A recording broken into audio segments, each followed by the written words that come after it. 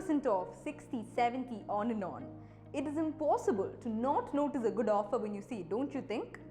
In front of stores, on billboards, on posters, as far as the eye can see, we see offers. You see an offer on your favorite sports shoe, you visit the place to know how cheap it can get. Then maybe, just maybe, your mind says, this is the right time to go for it, and you finally buy the shoe.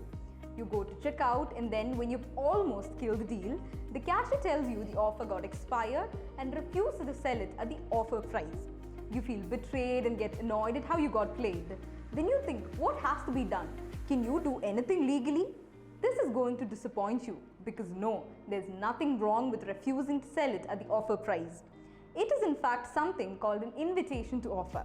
When an offer is displayed at a store, it doesn't constitute an obligation to sell it at that particular price.